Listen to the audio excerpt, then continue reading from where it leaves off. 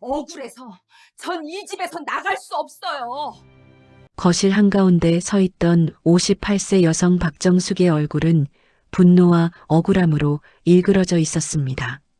하지만 82세 여성 최봉수는 차가운 눈빛으로 며느리를 내려다보다가 바닥에 있던 낡은 등산 가방 하나를 건네주었습니다. 그리고는 의미를 알 수 없는 말을 남겼죠. 내가 알던 내 아들은 죽었다. 봉수는 그렇게 모질게 돌아섰습니다. 대체 58세 여성은 왜 이 집에서 쫓겨나게 되었을까요? 그리고 82세 여성이 건네준 낡은 등산 가방 안에는 무엇이 들어있을까요? 사연 시작 전 구독과 좋아요를 눌러주시고 어디서 듣고 계신지 댓글 남겨주시면 지금 계신 그곳에 행운과 복이 가득할 거예요. 이어서 본격적인 이야기가 계속됩니다. 이야기는 석 달 전으로 거슬러 올라갑니다. 이른 아침 박정숙은 늘 그랬듯 새벽 5시에 눈을 떴습니다. 시어머니 최봉순의 아침 식사 준비를 해야 했기 때문이죠. 30년간 한 번도 거르지 않았던 일과였습니다. 부엌에서 된장찌개를 끓이는 정숙의 손놀림은 능숙했지만 어딘가 지쳐 보였어요. 어머님, 진지 드세요. 정숙이 조심스럽게 상을 들고 시어머니 방으로 들어갔습니다. 봉수는 창밖을 바라보다가 고개를 돌렸어요. 여든이 넘은 나이지만 눈빛만큼은 날카로웠습니다. 수고했다. 짧은 대답이었지만 정숙은 그것만으로도 감사했습니다. 시어머니는 원래 말수가 적은 분이었으니까요. 식사를 마친 봉순을 부축해 거실로 모시고 약을 챙겨드렸습니다. 치매 초기 진단을 받은 지 1년이 지났지만 아직까지는 대부분의 시간 정상적이셨어요. 애미야.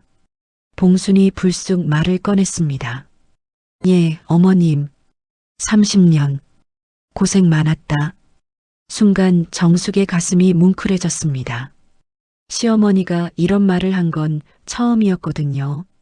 하지만 봉순의 표정은 여전히 차갑고 무표정했습니다. 정숙은 그저 눈물을 참으며 고개를 숙였어요. 그날 오후 남편 60세 남성 최민호가 평소보다 일찍 귀가했습니다. 정숙은 반갑게 맞이했지만 민호의 표정이 심상치 않았어요. 여보, 무슨 일 있어요? 우리 이혼하자. 정숙의 세상이 멈춰버렸습니다. 귀를 의심했죠. 30년을 함께 살아온 남편의 입에서 나온 말이라고는 믿기지 않았습니다. 무슨 소리예요? 떨리는 목소리로 물었지만 민호는 냉담했습니다. 더 이상 같이 살 수 없어. 서류에 도장만 찍어. 민호는 이혼 서류를 탁자에 던지듯 내려놓고는 자기 방으로 들어가 버렸습니다. 정숙은 그 자리에서 무너져 내렸어요. 손이 떨려서 서류조차 제대로 잡을 수 없었습니다. 며칠 뒤 정숙은 남편의 휴대폰을 우연히 보게 됐습니다. 화면에 뜬 메시지들. 35세 여성 강혜진이라는 회사 후배와 주고받은 달콤한 말들이 가득했어요. 오빠 보고 싶어. 우리 곧 같이 살 수 있겠죠? 같은 문자들이 끝없이 이어졌습니다. 정숙은 그제야 모든 걸 깨달았습니다. 남편이 외도를 하고 있었던 거예요. 배신감과 분노가 가슴을 찢었지만 정숙은 참았습니다. 증거를 모아야 한다고 생각했거든요. 정숙은 변호사를 찾아갔습니다. 남편의 외도 증거를 보여주며 이혼과 재산 분할을 요구했어요. 증거가 확실하니 유리한 위치입니다. 재산 분할도 충분히 받으실 수 있어요. 변호사의 말에 정숙은 조금 안심했습니다. 하지만 그것도 잠시, 며칠 뒤 민호 측에서 역고소를 해왔다는 통보를 받았어요. 시어머니 학대죄로 고소하셨다고요? 정숙은 황당했습니다. 30년간 시어머니를 극진히 모셔왔는데 학대라니요. 말도 안 되는 일이었죠. 하지만 민호는 치밀하게 준비해왔습니다.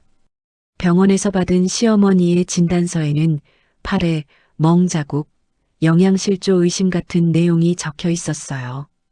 게다가 집안 CCTV 영상까지 제출했는데 교묘하게 편집된 영상이었습니다. 영상 속에서 정숙이 시어머니의 팔을 잡아 끄는 장면이 나왔어요. 하지만 실제로는 거동이 불편한 시어머니를 부축하던 장면이었는데 앞뒤를 잘라낸 거였죠.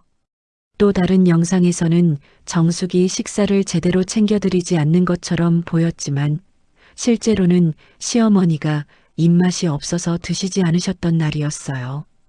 이건 조작이에요. 제가 언제 어머님을 학대했다고.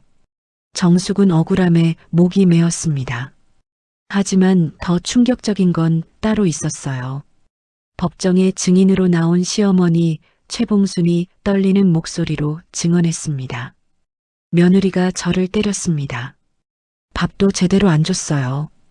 정숙은 믿을 수 없었습니다. 30년간 정성껏 모셨던 시어머니가 자신에게 거짓 증언을 하다니요. 봉순의 눈을 똑바로 쳐다봤지만 시어머니는 시선을 피했습니다. 어머님, 어머님, 왜 그러세요? 저 정말 한 번도. 정숙이 울먹이며 말했지만 판사는 정숙을 제지했어요. 피고인은 조용히 하십시오.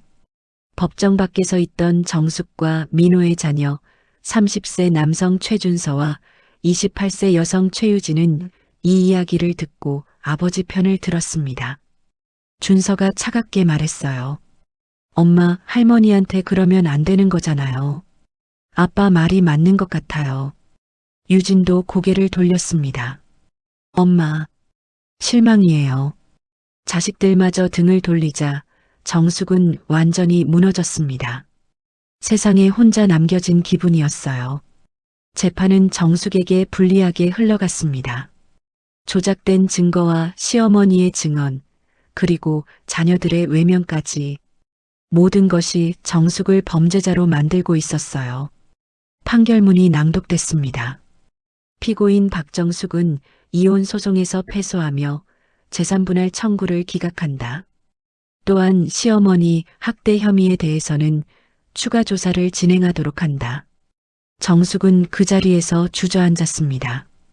30년을 바친 가정에서 아무것도 받지 못하고 쫓겨나게 된 거예요. 게다가 형사처벌까지 받을 위기에 처했습니다. 법정을 나서는 민호의 얼굴에는 승리의 미소가 번졌어요. 옆에는 35세 여성 강혜진이 팔짱을 끼고 서 있었습니다. 정숙은 그들을 보며 온몸이 떨렸어요. 당신들, 어떻게 이럴 수가. 하지만 민호는 비웃기만 했습니다. 네가 순순히 나갔어야지. 괜히 버텨서 이 꼴 났잖아. 혜진도 동조했어요.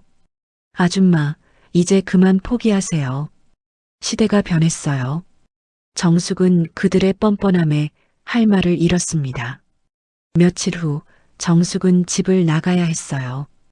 법원 명령에 따라 시댁에서 퇴거 조치를 받았거든요. 30년을 살았던 집에서 쫓겨나는 날이었습니다. 짐을 싸면서 정숙은 눈물을 멈출 수 없었어요. 작은 캐리어 하나에 옷가지 몇 벌. 그게 전부였습니다. 30년의 세월이 이렇게 가벼울 수가 없었죠. 거실로 나가자 시어머니 봉순이 서 있었습니다. 정숙은 마지막으로 물어보고 싶었어요. 어머님, 왜 그러셨어요? 제가 뭘 잘못했나요? 봉순은 대답 대신 낡은 등산 가방 하나를 바닥에 내려놓았습니다. 가져가거라. 이게 뭔가요? 정숙이 물었지만 봉순은 더 이상 말하지 않았어요. 그저 차가운 눈빛으로 며느리를 바라볼 뿐이었습니다. 정숙은 억울함에 소리쳤습니다. 억울해서 전 이 집에서 나갈 수 없어요. 하지만 봉순은 단호했습니다. 의미를 알 수 없는 말을 남겼죠. 내가 알던 내 아들은 죽었다. 그리고는 모질게 돌아서서 자기 방으로 들어가 버렸습니다. 정숙은 쓰러질 듯 비틀거리며 등산 가방을 집어들고 30년을 살았던 집을 나섰어요. 정숙이 찾아간 곳은 작은 고시원이었습니다. 월 30만 원짜리 방. 창문도 좁은 공간이었어요.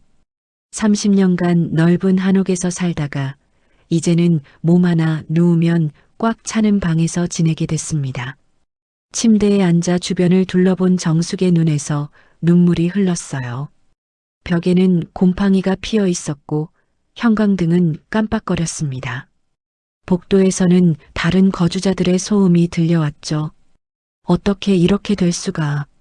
정숙은 무릎을 껴안고 한참을 울었습니다. 배고픔도 느껴졌지만 먹을 기력도 없었어요. 밤이 깊어갔습니다. 잠은 오지 않았고 복도의 형광등 불빛만 방 안으로 새어들었어요. 정숙은 캐리어를 열어 옷가지들을 정리하다가 바닥에 놓인 등산 가방을 발견했습니다. 시어머니가 건넨 가방. 왜 이걸 줬을까요? 정숙은 궁금증이 생겼습니다. 떨리는 손으로 가방 지퍼를 열었어요. 가장 먼저 눈에 들어온 건 낡은 수첩이었습니다. 갈색 가죽 표지가 세월에 발해 있었죠. 조심스럽게 펼쳐보니 봉순의 필체로 빼곡하게 글씨가 적혀 있었습니다. 2009년 5월 11일 며느리가 새벽 4시에 일어나 시장에 갔다. 시어머니인 내 아침 식사를 위해서였다. 고맙다. 2012년 8월 23일 며느리가 내 생일을 기억하고 미역국을 끓여줬다. 감동이었다. 2015년 3월 7일 며느리가 밤새 간병했다. 내가 아플 때마다 곁을 지켜준다. 정숙은 수첩을 읽으며 눈물을 쏟았습니다. 시어머니가 모든 걸 기억하고 있었던 거예요. 자신이 했던 작은 정성들까지 일일이 기록해뒀다는 게 믿기지 않았습니다. 수첩 마지막 장에는 이런 글귀가 적혀 있었어요. 이 며느리는 진짜 며느리다. 내 아들이 모를 뿐이다. 정숙의 손이 떨렸습니다. 시어머니는 자신을 알아줬던 거였어요. 정숙은 가방 안을 더 뒤졌습니다. 수첩 아래에는 30년 전 자신이 시집 올 때 입었던 한복의 조각이 있었어요. 정성껏 접혀진 천. 시어머니가 소중히 보관하고 있었던 겁니다. 왜 이런 걸? 정숙은 한복 조각을 가슴에 안았습니다. 시어머니의 마음이 조금씩 느껴지기 시작했어요. 그 다음 나온 건 녹음기였습니다. 작은 디지털 녹음기. 먼지가 쌓여 있었지만 작동은 되는 것 같았어요. 정숙은 재생 버튼을 눌렀습니다. 처음에는 잡음만 들렸습니다. 그러다가 익숙한 목소리가 흘러나왔어요. 민호의 목소리였습니다. 엄마 치매 진단서 받았으니까 요양원 보내면 돼. 그리고 여자 목소리. 강혜진이었습니다. 그럼 집도 비우고 좋겠네요. 근데 진짜 요양원에만 보내요? 아니면 정신병원도 괜찮지. 어차피 치매 있으니까 누가 뭐라 안 해. 미국에 있는 시설로 보내면 영영 못 돌아오겠네요. 민호가 웃으며 대답했습니다. 그게 낫지. 재산 정리하기도 편하고 엄마 명의로 된 것들 많거든. 정숙은 녹음기를 떨어뜨릴 뻔했습니다. 손이 부들부들 떨렸어요. 남편이 자기 어머니를 그렇게 생각하고 있었다니요. 이런 나쁜 인간들. 정숙은 분노가 치밀었습니다. 그제야 시어머니가 왜 저런 증언을 했는지 조금씩 이해가 되기 시작했어요. 아들에게 배신당한 어머니의 마음은 어땠을까요? 가방 맨 밑에는 서류 봉투가 있었습니다. 두툼한 봉투를 열어보니 부동산 등기부등본 사본들이 가득 들어 있었어요. 정숙은 서류들을 하나씩 펼쳐봤습니다. 그런데 이상했어요. 민호 명의로 되어 있던 부동산들인데 공동 명의란에 자신의 이름이 적혀 있었습니다. 이게 무슨 강남의 아파트 한 채, 분당의 상가 건물, 제주도의 토지, 모두 자신과 민호의 공동 명의로 되어 있었어요. 정숙은 이런 사실을 전혀 몰랐습니다. 등기부등본 발급일자를 보니 오래된 것은 15년 전부터였어요. 시어머니가 몰래 며느리 이름을 올려놨던 겁니다. 정숙은 온몸에 전율이 흘렀습니다. 시어머니는 이미 오래전부터 준비하고 있었던 거예요. 아들의 배신을 예상하고 며느리를 지키기 위해서요. 밤새 잠을 이루지 못한 정숙은 새벽이 되자마자 변호사 사무실로 달려갔습니다. 변호사 사무실의 문을 열고 들어간 정숙의 얼굴은 밤새 울어서 퉁퉁 부어 있었습니다. 하지만 눈빛만큼은 달랐어요. 희망의 불씨가 보였습니다. 변호사님, 이것 좀 봐주세요. 정숙은 서류 봉투와 녹음기를 책상 위에 올려놓았습니다. 변호사는 하나씩 확인하기 시작했어요. 등기부등본을 보던 변호사의 눈이 커졌습니다. 이게 정말입니까? 부인 명의가 공동으로 되어 있네요. 네, 저도 처음 알았어요. 시어머니께서 몰래 해두신 것 같아요. 변호사는 서류들을 꼼꼼히 살펴봤습니다. 15년에 걸쳐 순차적으로 공동 명의가 추가된 기록들이 있었어요. 이건 법적으로 완벽하게 유효합니다. 이혼 소송 때 상대 측에서 이 재산들을 신고하지 않았다는 게 문제네요. 그럼 제가 이 재산들에 대한 권리를 주장할 수 있나요? 변호사가 고개를 끄덕였습니다. 당연합니다. 공동명의인 이상 부인도 소유자입니다. 게다가 변호사는 녹음기를 재생했습니다. 민호와 혜진의 대화가 흘러나왔어요. 변호사의 표정이 심각해졌습니다. 이건 중대한 증거입니다. 시어머니를 정신병원에 보내려는 계획이라니 노인학대 혐의로도 고소할 수 있어요. 그럼 제가 받았던 학대 혐의는요? 이 녹음 파일이 있으면 무죄를 입증할 수 있습니다. 오히려 상대 측이 증거를 조작했다는 걸 밝혀낼 수 있어요. 정숙은 처음으로 안도의 한숨을 쉬었습니다. 하지만 변호사는 조심스럽게 말했어요. 다만 재심을 청구하려면 시어머니 분의 협조가 필요합니다. 시어머니께서 법정에서 증언을 번복하셔야 해요. 정숙의 얼굴이 어두워졌습니다. 시어머니를 다시 만날 수 있을까요? 그리고 왜 그런 거짓 증언을 했는지 진실을 들을 수 있을까요? 시어머니를 만나봐야겠어요. 정숙은 결심했습니다. 봉순을 만나 모든 진실을 확인해야 했어요. 사무실을 나선 정숙은 핸드폰을 꺼내 시댁으로 전화를 걸었습니다. 하지만 받는 사람은 봉순이 아니었어요. 여보세요? 민호의 목소리였습니다. 정숙은 깜짝 놀라 전화를 끊으려다가 민호의 다음 말을 듣고 얼어붙었습니다. 엄마 지금 병원에 입원하셨어. 갑자기 쓰러지셔서. 정숙의 가슴이 철렁 내려앉았습니다. 정숙은 택시를 잡아타고 병원으로 향했습니다. 가슴이 두근거렸어요. 시어머니가 쓰러졌다니 혹시 자신 때문은 아닐까 하는 죄책감이 밀려왔습니다. 병원에 도착해 입원실을 찾아갔어요. 복도 끝 특실. 문 앞에 서자 안에서 목소리가 들렸습니다. 민호와 혜진이었어요.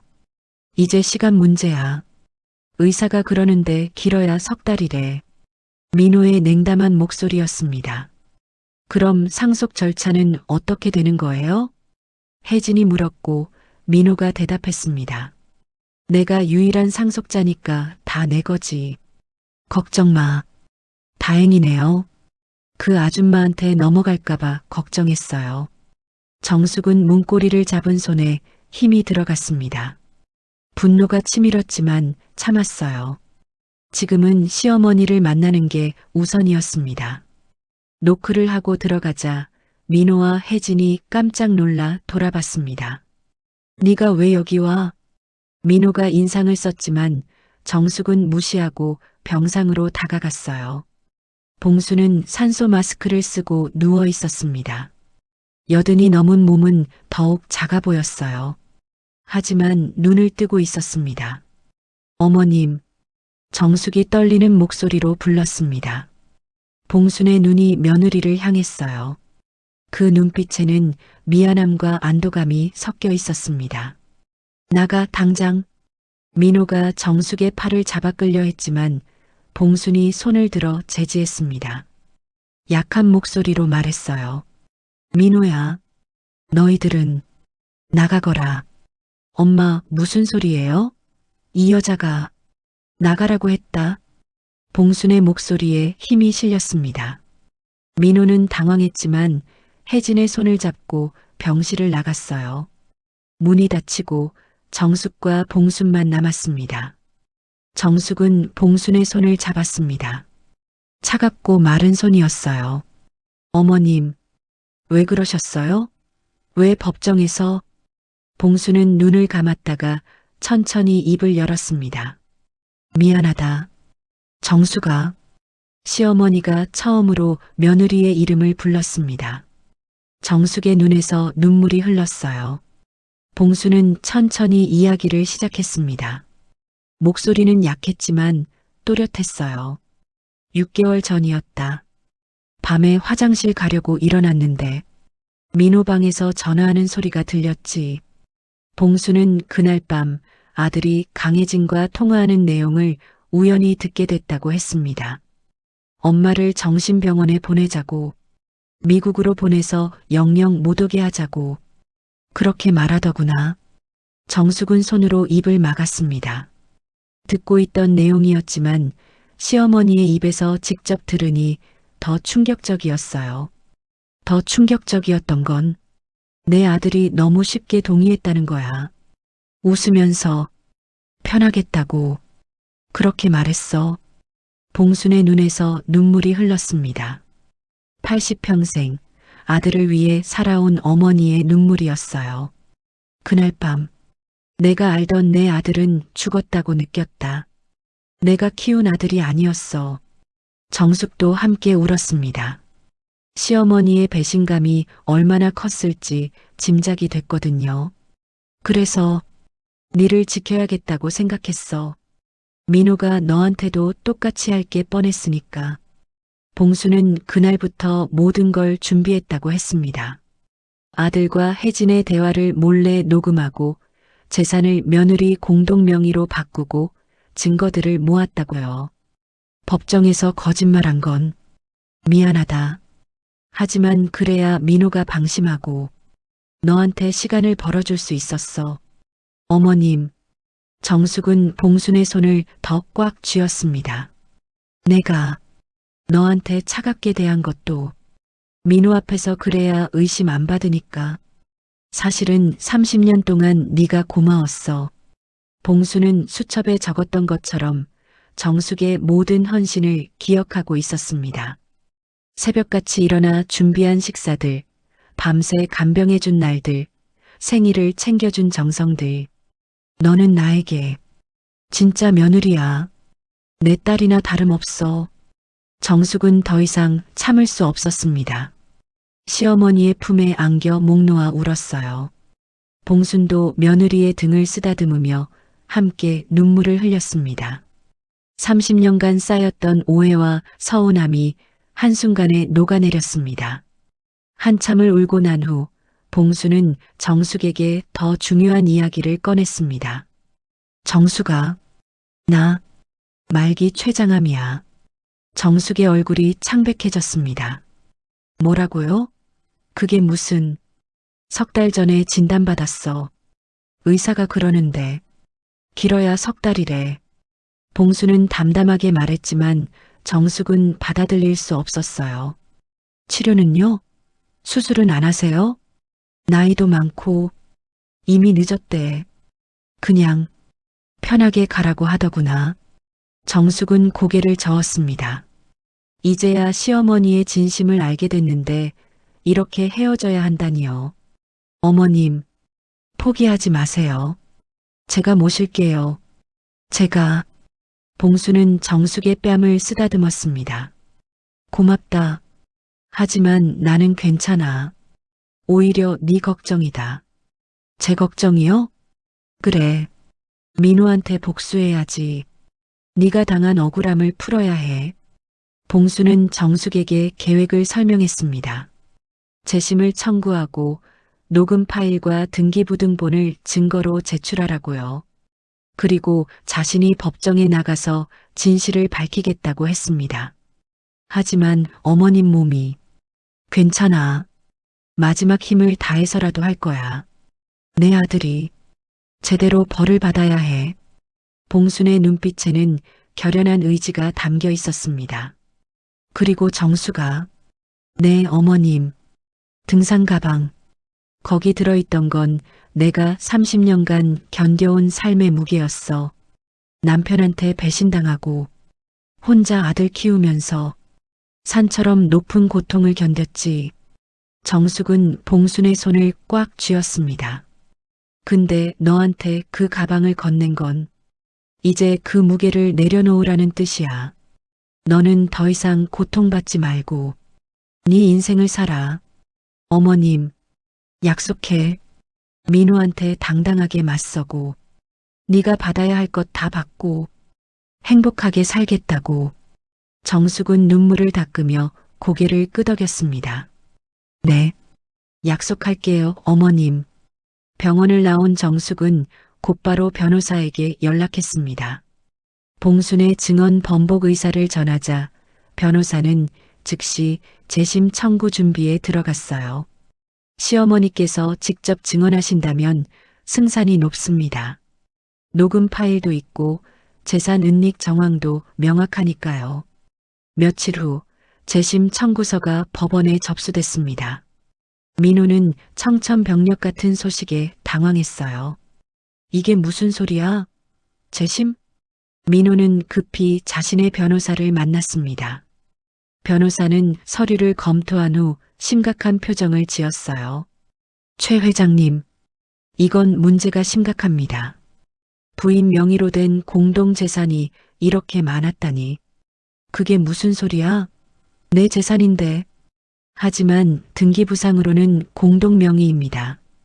이혼 소송 때 이걸 숨긴 건 재산 은닉이에요. 민호의 얼굴이 새하얗게 질렸습니다. 그리고 이 녹음 파일.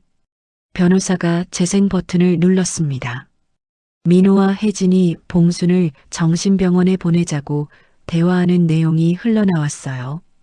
이건 어떻게? 민호는 당황해서 말을 잇지 못했습니다. 누가 녹음했는지 알 수 없었지만 분명한 건 자신의 목소리였어요. 노인학대 혐의로 역고소 당할 수 있습니다. 그리고 증거 조작, 위증교사, 변호사가 나열하는 혐의들에 민호는 식은땀을 흘렸습니다. 그날 저녁 민호는 혜진을 불렀습니다. 혜진아, 우리 잠시 거리를 둬야 할 것 같아. 네. 갑자기 왜요? 재판 때문에. 우리 관계가 드러나면 안 좋아. 혜진은 민호의 말에 불안감을 느꼈어요. 혹시 자신을 버리려는 건 아닐까요? 오빠, 설마 저버리는 거 아니죠? 아니야. 일단 재판만 끝나면. 하지만 혜진은 민호의 눈빛에서 진심을 읽을 수 없었습니다. 불안은 점점 커져갔어요. 한편 정숙은 자녀들에게 연락을 시도했습니다. 진실을 알려야 했거든요. 정숙은 아들 준서에게 먼저 연락했습니다. 만나자는 문자를 보냈지만 답장이 없었어요. 딸 유진에게도 마찬가지였습니다. 하지만 정숙은 포기하지 않았습니다. 준서의 회사 앞에서 기다렸어요. 퇴근 시간이 되자 준서가 나왔습니다. 준서야. 정숙이 부르자 준서는 당황한 표정을 지었습니다. 엄마, 왜 여기? 잠깐만 시간 내줄래? 엄마가 할 말이 있어. 준서는 난처한 표정이었지만 거절하지 못했어요. 근처 카페로 들어가 마주 앉았습니다. 정숙은 녹음기를 꺼내 재생 버튼을 눌렀습니다. 민호와 혜진의 대화가 흘러나왔어요. 준서의 얼굴이 점점 굳어갔습니다. 이게 아빠 목소리? 그래. 네 아빠가 할머니를 정신병원에 보내려고 한 거야. 준서는 믿을 수 없다는 표정이었습니다. 하지만 녹음 파일은 명확했어요. 엄마, 이게 진짜예요? 응. 할머니께서 엄마한테 주신 거야. 할머니가 법정에서 거짓말하신 이유도 네 아빠 때문이었어. 정숙은 모든 진실을 털어놓았습니다. 시어머니의 말기암, 준비해둔 증거들, 재산 은닉. 준서는 머리를 감싸쥐었습니다. 아빠가 그런 사람이었어요? 엄마도 믿고 싶지 않았어. 하지만 사실이야. 준서의 눈에서 눈물이 흘렀습니다. 자신이 존경하고 따르던 아버지가 그런 악한 사람이었다니요. 엄마, 정말 죄송해요. 제가 엄마 편을 들었어야 했는데. 괜찮아. 준서야, 너도 몰랐잖아. 모자는 카페에서 한참을 울었습니다. 같은 시각 유진도 어머니에게서 연락을 받았습니다. 처음에는 거절하려 했지만 오빠 준서가 먼저 만나고 전화해서 설득했어요. 유진아, 엄마 얘기 들어봐. 우리가 완전히 잘못 알고 있었어. 유진도 어머니를 만나 녹음 파일을 들었습니다. 그리고 모든 진실을 알게 됐죠. 아빠가 정말 이럴 수가. 유진은 울면서 어머니에게 사죄했습니다. 엄마, 미안해요. 정말 미안해요. 정숙은 두 자녀를 껴안았습니다. 오랜만에 느끼는 가족의 온기였어요. 재심 첫 공판일이 다가왔습니다. 정숙은 변호사와 함께 법정에 들어섰어요. 방청석에는 준서와 유진이 앉아 있었습니다. 이번에는 어머니 편이었죠. 민호는 변호사석에 앉아 정숙을 노려봤습니다. 혜진은 오지 않았어요. 이미 둘 사이에 금이 가기 시작했거든요. 판사가 입장하고 재판이 시작됐습니다. 먼저 원고 측 증거를 제출해 주시기 바랍니다. 정숙의 변호사가 일어섰습니다. 재판장님, 이전 재판에서 피고가 제출한 증거들이 조작됐음을 입증하는 자료들을 제출하겠습니다. 변호사는 녹음 파일을 재생했습니다. 법정에 민호와 혜진의 대화가 울려 퍼졌어요. 엄마 치매 진단서 받았으니까 요양원 보내면 돼. 미국에 있는 시설로 보내면 영영 못 돌아오겠네요. 그게 낫지. 재산 정리하기도 편하고. 방청석이 웅성거렸습니다. 판사도 눈살을 찌푸렸어요. 민호의 얼굴은 새하얗게 질렸습니다. 이건 불법 녹음입니다. 증거로 채택될 수 없어요. 민호의 변호사가 항의했지만 정숙의 변호사가 반박했습니다. 녹음 당사자 중 한 명이 녹음한 것으로 법적으로 유효합니다. 피고 최봉순 씨께서 직접 녹음하신 겁니다. 또한 이것은 부동산 등기부등본입니다. 피고가 이혼 소송 당시 숨긴 재산 목록입니다. 민호는 당황해서 말을 더듬었습니다. 그건 엄마가 임의로 하신 게 맞습니다. 하지만 법적으로 유효한 공동명의입니다. 원고는 이 재산들의 공동 소유자입니다. 판사가 민호를 향해 물었습니다. 피고는 이 재산들을 왜 신고하지 않으셨습니까? 저는 몰랐습니다. 몰랐다고요? 본인 명의 재산인데 공동명의자를 몰랐다는 말씀입니까? 민호는 대답할 수 없었습니다. 거짓말이 들통난 거예요. 재판이 진행되는 중 갑작스러운 소식이 전해졌습니다. 최봉순이 휠체어를 타고 법정에 나타난 거예요. 증인 최봉순 씨, 입장하십시오. 법정 문이 열리고 간호사가 밀어주는 휠체어에 봉순이 앉아 들어왔습니다. 산소호흡기를 달고 있었지만 눈빛만큼은 또렷했어요. 민호는 깜짝 놀라 일어섰습니다. 엄마, 몸이 그런데 왜 나와요? 하지만 봉수는 아들을 쳐다보지도 않았습니다. 증인석까지 이동한 봉수는 선서를 했어요. 판사가 물었습니다. 증인께서는 이전 재판에서 며느리 박정숙 씨가 본인을 학대했다고 증언하셨습니다. 사실입니까? 봉수는 천천히 고개를 저었습니다. 아닙니다. 거짓말이었습니다. 방청석이 술렁였습니다. 며느리는 30년간 저를 극진히 모셨습니다. 단 한 번도 학대한 적 없습니다.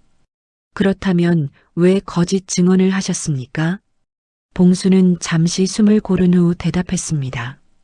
제 아들 최민호가 저를 협박했습니다. 거짓 증언하지 않으면 정신병원에 보내겠다고. 민호가 벌떡 일어났습니다. 엄마, 무슨 소리예요? 제가 언제? 앉으세요. 판사가 호통을 쳤습니다. 봉수는 계속 증언했어요. 6개월 전 아들이 여자와 통화하는 걸 들었습니다. 저를 미국 정신병원에 보내서 영영 돌아오지 못하게 하겠다고. 그래서 몰래 녹음을 시작했습니다. 며느리를 지키기 위해서. 봉수는 떨리는 손으로 가슴을 짚었습니다. 며느리는 제 딸이나 다름없는 사람입니다. 제 아들이 배신해도 며느리만은 지켜야 한다고 생각했습니다. 정숙은 눈물을 흘리며 시어머니를 바라봤습니다. 봉순도 며느리를 향해 미소를 지었어요. 약하지만 따뜻한 미소였습니다. 재판장님, 제 며느리는 무죄입니다. 제가 모든 걸 증명하겠습니다. 봉수는 그렇게 말하고는 기력이 다해 고개를 떨어뜨렸습니다. 간호사가 급히 달려와 봉순을 부축했어요. 증인, 괜찮으십니까? 괜찮습니다. 다 말했으니까. 판사는 잠시 휴정을 선언했습니다. 휴정 시간 동안 봉수는 응급실로 실려갔습니다. 정숙과 자녀들이 따라갔어요. 민호도 따라오려 했지만 봉순이 손을 저었습니다. 오지 마라. 너는 더 이상 내 아들이 아니다. 민호는 그 자리에 굳어버렸습니다. 응급실 밖에서 정숙과 준서, 유진은 봉순을 기다렸어요. 의사가 나왔습니다. 많이 무리하셨습니다. 하지만 다행히 안정됐어요. 안도의 한숨을 쉬었지만 의사의 다음 말이 가슴을 찔렀습니다. 그래도 오래 버티기는 힘드실 겁니다. 재판은 이튿날 재개됐습니다. 봉수는 참석하지 못했지만 증언은 충분했어요. 판사가 판결을 내렸습니다. 피고 최민호는 증거 조작, 위증교사, 재산 은닉 등의 혐의가 인정됩니다. 따라서 원고 박정숙의 재심 청구를 인용하며 이전 판결을 파기합니다. 재산 분할은 법정 지분에 따라 재산 정하며 원고에게 정당한 몫을 지급하도록 명합니다. 또한 피고는 노인학대 및 사기 혐의로 검찰에 송치합니다. 방청석에서 박수가 터져 나왔습니다. 정숙은 눈물을 흘리며 고개를 숙였어요. 민호는 얼굴이 흙빛으로 변했습니다. 모든 게 무너진 거예요. 법정을 나서자 기자들이 몰려들었습니다. 최민호 씨, 어머니를 정신병원에 보내려 했다는 게 사실입니까? 재산을 숨겼다는 혐의는 어떻게 해명하시겠습니까? 민호는 대답하지 못하고 황급히 자리를 떴습니다. 회사에서도 문제가 생겼어요. 민호의 비리가 알려지면서 임원직에서 해임됐습니다. 최 이사님, 회사 이미지에 타격이 큽니다. 사퇴하시는 게 좋겠습니다. 민호는 모든 것을 잃었습니다. 재산, 직위, 가족. 혜진도 민호를 떠났어요. 더 이상 이혼 가치가 없었거든요. 오빠 미안해요. 전 이런 복잡한 일에 휘말리고 싶지 않아요. 혜진은 차갑게 말하고는 돌아섰습니다. 민호가 불렀지만 돌아보지도 않았어요. 민호는 텅 빈 집에 혼자 남겨졌습니다. 판결 후 며칠이 지났습니다. 정숙은 매일 병원에 가서 봉순을 돌봤어요. 준서와 유진도 함께했습니다. 봉순의 상태는 점점 나빠졌습니다. 이제는 말도 제대로 하지 못했어요. 하지만 정숙의 손을 꼭 잡고 있었습니다. 어머님, 조금만 더 힘내세요. 정숙이 울먹이며 말했지만 봉수는 고개를 저었습니다. 괜찮아. 이제 편해. 봉순의 손에 힘이 빠져갔습니다. 정숙은 그 손을 놓지 않으려고 더 꽉 쥐었어요. 어머님, 사랑해요. 정말 감사했어요. 봉수는 희미하게 미소 지었습니다. 그리고 천천히 눈을 감았어요. 정수가 행복해라. 꼭 그것이 봉순의 마지막 말이었습니다. 모니터에서 경고음이 울렸습니다. 의료진이 급히 달려왔지만 봉수는 이미 숨을 거두고 있었어요. 시간 오후 3시 42분. 의사의 선언에 정숙은 봉순의 손을 부여잡고 통곡했습니다. 어머님, 어머님. 준서와 유진도 할머니의 침대 옆에서 눈물을 흘렸습니다. 봉수는 평화로운 얼굴로 잠들어 있었어요. 30년간 짊어졌던 무거운 짐을 내려놓은 것처럼요. 장례식장에는 많은 사람들이 찾아왔습니다. 봉순과 인연이 있었던 이웃들, 정숙의 지인들. 하지만 민호는 오지 않았습니다. 아니, 올 수 없었어요. 경찰 조사를 받고 있었거든요. 빈소를 지키는 정숙의 얼굴에는 슬픔과 함께 감사함이 어려 있었습니다. 어머님, 편히 쉬세요. 잘 살게요. 영정사진 속 봉수는 환하게 웃고 있었습니다. 3일장을 치른 후 화장을 했습니다. 봉순의 유언대로 산에 뿌리기로 했어요. 정숙과 자녀들은 봉순이 자주 오르던 산으로 갔습니다. 정상에서 바라본 풍경은 아름다웠어요. 할머니, 여기서 편히 쉬세요. 유진이 눈물을 흘리며 유골을 뿌렸습니다. 바람이 불어와 봉순의 재를 하늘로 날려보냈습니다. 정숙은 하늘을 올려다보며 속삭였어요. 어머님, 감사했어요. 정말로. 몇 주가 지났습니다. 정숙은 법원 판결에 따라 정당한 재산 분할을 받았어요. 강남 아파트 지분과 상가 건물의 절반. 충분한 금액이었습니다. 하지만 정숙은 욕심내지 않았습니다. 일부는 자녀들에게 나눠주고 나머지로 작은 가게를 차리기로 했어요. 오래전부터 꿈꿔왔던 꽃집이었습니다. 엄마, 정말 꽃집 하실 거예요? 유진이 물었습니다. 응, 어릴 적부터 꿈이었거든. 정숙은 동네 상가에 작은 꽃집을 열었습니다. 봉순 꽃집이라는 이름을 붙였어요. 시어머니를 기리기 위해서였죠.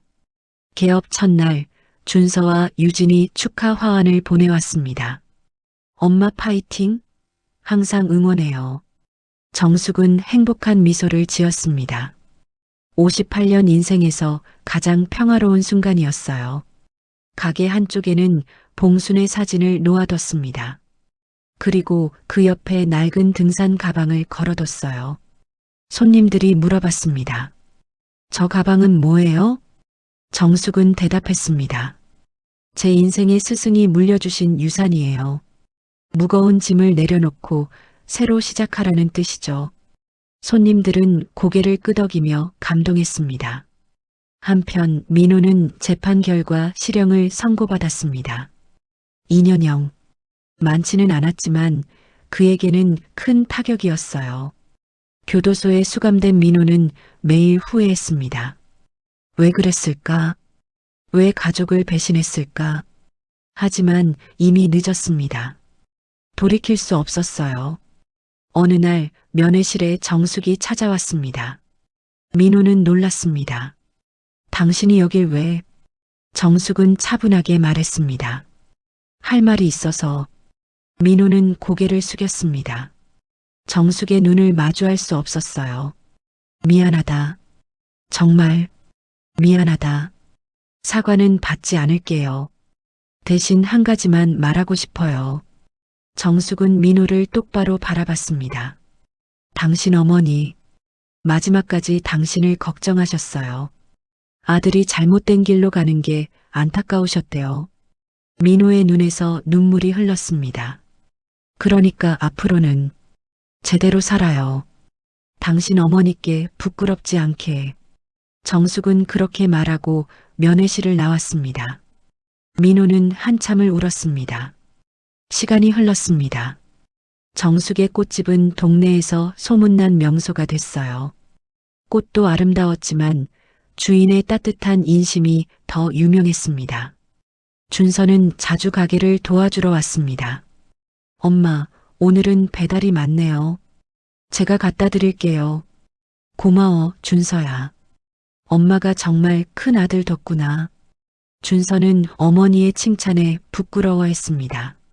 하지만 마음속으로는 기뻤어요. 유진도 주말마다 엄마를 도왔습니다. 꽃꽂이를 배우면서 어머니와 많은 대화를 나눴어요. 엄마, 할머니는 어떤 분이셨어요? 유진이 물었습니다. 정숙은 잠시 생각하다가 대답했어요. 강하신 분이었어. 하지만 따뜻하셨지. 너희들한테도 그랬으면 좋았을 텐데. 엄마도 강하세요. 할머니 닮으셨어요. 모녀는 서로를 바라보며 미소 지었습니다. 어느 날 준서가 여자친구를 데려왔습니다. 엄마, 소개할 사람이 있어요. 정숙은 반갑게 맞이했습니다. 예쁘고 밝은 여성이었어요. 어머니, 처음 뵙겠습니다.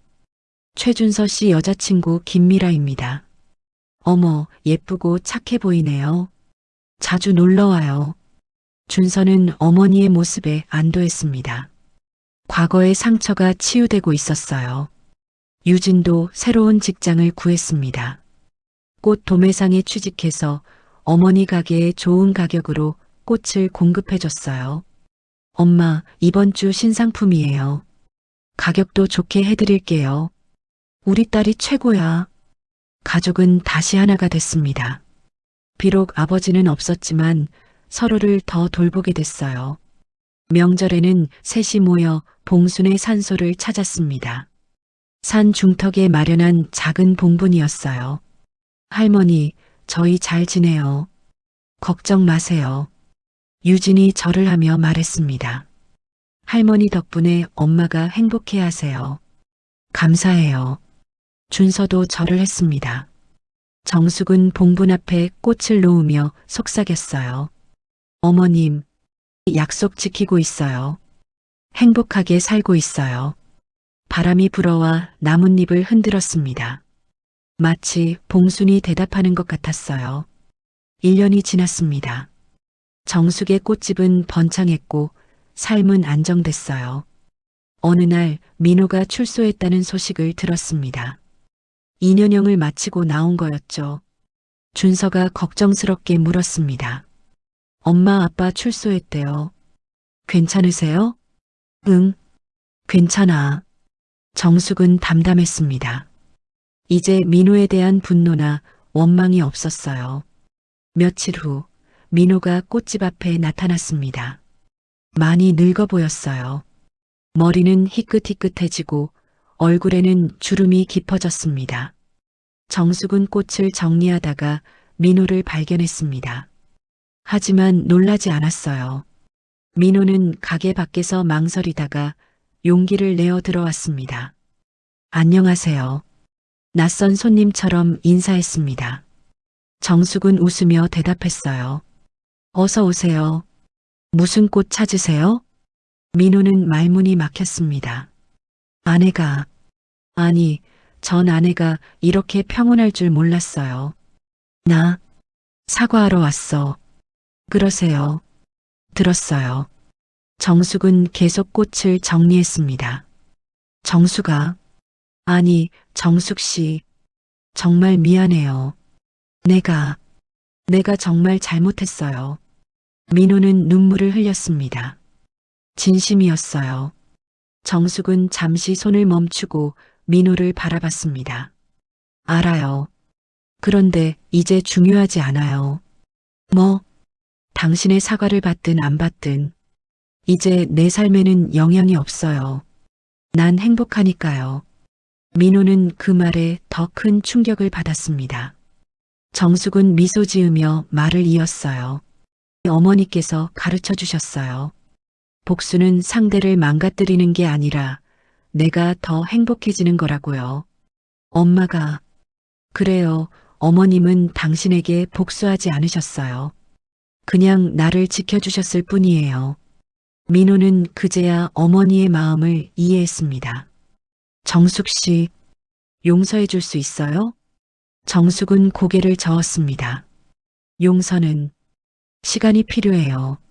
하지만 이제 원망하지는 않아요. 민호는 고개를 숙였습니다. 고마워요. 그것만으로도. 정숙은 봉순의 사진을 가리켰습니다. 어머니께 인사하고 가세요. 어머님이 보고 싶어 하실 거예요. 민호는 사진 앞으로 가서 무릎을 꿇었습니다. 엄마, 정말 죄송합니다. 제가 나쁜 아들이었어요. 민호는 한참을 울었습니다. 정숙은 그런 민호를 지켜보다가 조용히 물 한 잔을 내밀었습니다. 드세요. 민호는 물을 받아 마셨습니다. 정숙의 따뜻함에 또 눈물이 났어요. 고마워 정말. 민호는 그렇게 가게를 나섰습니다. 정숙은 그의 뒷모습을 바라보며 생각했어요. 어머님, 제대로 된 복수 맞죠? 봄이 왔습니다. 정숙은 오랜만에 등산을 가기로 했어요. 봉순이 자주 오르던 그 산이었습니다. 등산 가방을 메고 산을 오르며 정숙은 많은 생각을 했습니다. 30년 전 시집 올 때 처음 이 산을 올랐던 기억. 봉순과 함께 왔었죠. 애미야, 난 이 산을 자주 오르면 마음이 편해진다. 너도 힘들 때마다 올라와라. 그때 봉순이 했던 말이 생각났습니다. 정상에 도착한 정숙은 가방을 내려놓고 앉았습니다. 바람이 시원하게 불었어요. 가방을 열어보니 아직도 봉순의 수첩이 들어 있었습니다. 정숙은 수첩을 펼쳐 다시 읽었어요. 마지막 장에 이런 글이 더 있었습니다. 정수가, 이 가방은 내가 30년간 산을 오르며 견뎌온 삶의 무게다. 힘들 때마다 이 가방을 메고 산을 올랐지. 그러면 고통이 조금씩 가벼워졌어. 네에게 이 가방을 준 건 그 무게를 느껴보라는 게 아니야. 이제 무게를 내려놓고 가벼운 마음으로 네 인생을 올라가라는 뜻이야. 산 정상에 오르면 세상이 다르게 보여. 밑에서는 보이지 않던 풍경이 보이지. 네 인생도 그럴 거야. 힘든 시간을 견디고 나면 분명 아름다운 풍경이 기다리고 있을 거야. 애미야. 아니, 내 딸아 사랑한다. 정숙은 눈물을 흘렸습니다. 봉순이 자신을 딸이라고 불러준 게 너무 감동적이었어요. 어머님, 저도 사랑해요. 정숙은 가방을 다시 메고 산을 내려왔습니다. 하지만 이제 가방이 무겁게 느껴지지 않았어요. 오히려 힘이 되는 것 같았습니다. 가게로 돌아온 정숙은 가방을 원래 자리에 걸어뒀습니다. 이제 그 가방은 고통의 상징이 아니라 사랑과 용기의 상징이 됐어요. 손님들이 물어볼 때마다 정숙은 가방의 이야기를 들려줬습니다. 제 시어머니께서 물려주신 거예요. 인생의 무게를 견디는 법을 가르쳐 주신 분이죠. 사람들은 감동해서 눈물을 흘렸습니다. 어느 날 한 젊은 여성이 가게에 들어왔습니다. 시집살이로 힘들어 보였어요. 사장님, 장미 한 다발 주세요. 여성의 목소리가 떨렸습니다. 정숙은 그녀의 손에 멍이 든 걸 발견했어요. 괜찮으세요? 네, 괜찮아요. 하지만 여성은 울음을 터뜨렸습니다. 정숙은 그녀를 안아줬어요. 천천히 말해봐요. 제가 들어줄게요. 여성은 시댁에서 겪는 어려움을 털어놓았습니다. 정숙은 자신의 이야기를 들려줬어요. 저도 그랬어요. 하지만 견뎌냈어요. 고객님도 할 수 있어요. 정숙은 작은 꽃다발을 만들어주며 말했습니다. 힘들 때마다 이 꽃을 봐요. 꽃도 추운 겨울을 견디고 피어나잖아요. 여성은 고개를 끄덕이며 감사 인사를 했습니다. 정숙은 그런 식으로 많은 사람들에게 위로를 줬어요. 봉순이 자신에게 그랬듯이요. 2년이 흘렀습니다. 정숙의 꽃집은 이제 지역 명소가 됐어요. 사람들은 꽃을 사러 올 뿐만 아니라 위로받으러 왔습니다. 준서는 여자친구와 결혼을 앞두고 있었습니다. 엄마, 결혼식에서 축사해 주실 수 있어요? 내가, 아빠는 초대하지 않기로 했어요. 미라 씨도 동의했어요. 정숙은 아들의 결정을 존중했습니다. 결혼식 날 정숙은 단상에 올라 축사를 했어요. 사랑하는 준서와 미라, 결혼을 축하합니다. 결혼 생활은 쉽지 않아요. 하지만 서로를 존중하고 사랑한다면 어떤 어려움도 이겨낼 수 있어요. 정숙은 잠시 멈췄다가 계속했습니다. 제 시어머니께서 가르쳐 주셨어요. 진짜 사랑은 희생이 아니라 존중이라고요. 서로를 존중하는 부부가 되길 바랍니다. 하객들은 박수를 보냈습니다. 유진도 새로운 남자친구를 소개했습니다. 엄마, 이분은 박성민 씨예요. 꽃집에서 일하는 플로리스트예요.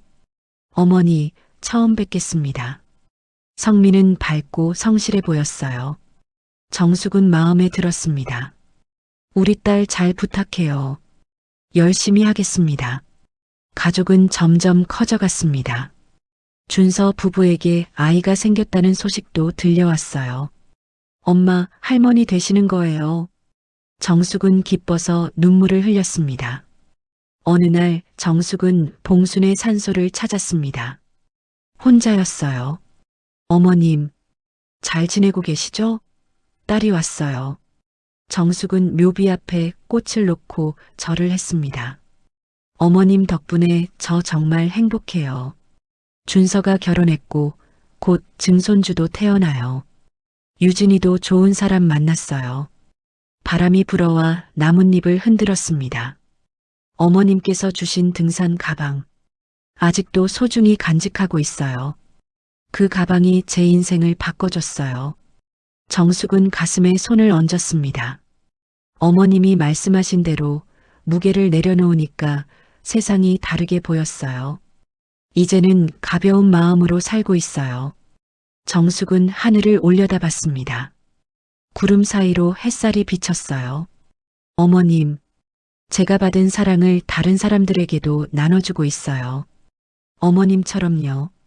정숙은 미소 지으며 일어섰습니다.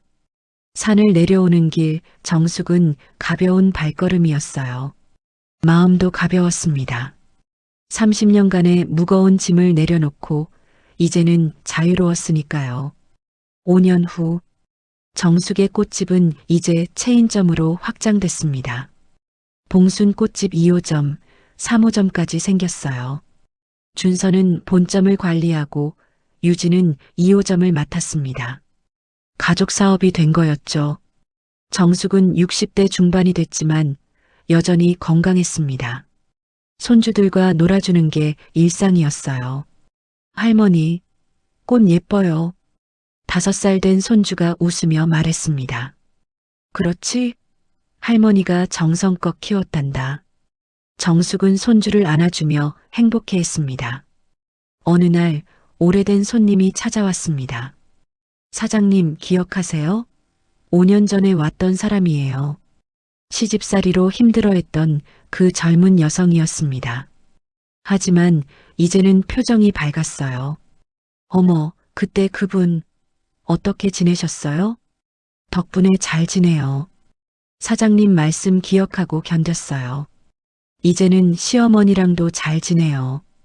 여성은 꽃다발을 사면서 말했습니다. 사장님이 제 인생의 은인이에요. 감사해요. 정숙은 손을 잡아주며 말했습니다. 고객님이 견뎌낸 거예요. 고객님 스스로를 자랑스러워해요. 그런 일들이 자주 있었습니다. 정숙의 가게는 단순히 꽃을 파는 곳이 아니라 사람들에게 희망을 주는 곳이 됐어요. 정숙은 가게 한쪽에 걸린 등산 가방을 바라봤습니다. 여전히 그 자리에 있었죠. 어머님, 제가 잘 살고 있죠? 정숙은 속으로 물었습니다. 바람이 불어와 가방을 살짝 흔들었습니다. 마치 대답하는 것 같았어요. 그래, 잘하고 있다. 정숙은 미소 지었습니다. 저녁 가족들이 모두 모였습니다. 준서 가족, 유진 가족. 다 함께 저녁을 먹었어요. 엄마, 건배할게요. 엄마가 우리 가족의 기둥이에요. 준서가 잔을 들었습니다. 엄마, 사랑해요. 유진도 함께 했습니다. 나도 사랑해. 너희들이 엄마의 자랑이야. 정숙은 행복한 눈물을 흘렸습니다. 그날 밤 정숙은 일기를 썼습니다. 오늘도 행복한 하루였다. 시어머니께서 물려주신 진짜 유산은 재산이 아니었다. 용기였고 사랑이었고 희망이었다. 그 유산을 나도 다음 세대에게 물려줄 것이다. 정숙은 펜을 내려놓고 창밖을 바라봤습니다. 달이 밝았습니다. 그 달빛 아래 어딘가에서 봉순도 미소 짓고 있을 것 같았어요. 정숙은 속삭였습니다. 어머님, 고맙습니다. 진짜로 고맙습니다. 그리고 평화롭게 잠들었습니다. 등산 가방은 여전히 가게 벽에 걸려 수많은 사람들에게 희망의 메시지를 전하고 있었습니다. 무거운 짐을 내려놓고 가벼운 마음으로 인생의 산을 올라가세요. 그것이 최봉순이 박정숙에게 그리고 세상에 남긴 마지막 선물이었습니다. 이번 이야기 잘 들으셨나요? 오늘 이야기가 마음에 들었다면 구독과 좋아요를 꼭 눌러주세요. 사연 속 주인공에게 따뜻한 한마디 댓글로 남겨주시면 그 마음이 분명히 전해질 거예요. 다음에 더 좋은 이야기로 찾아뵙겠습니다. 감사합니다. 오늘 하루도 행복하세요.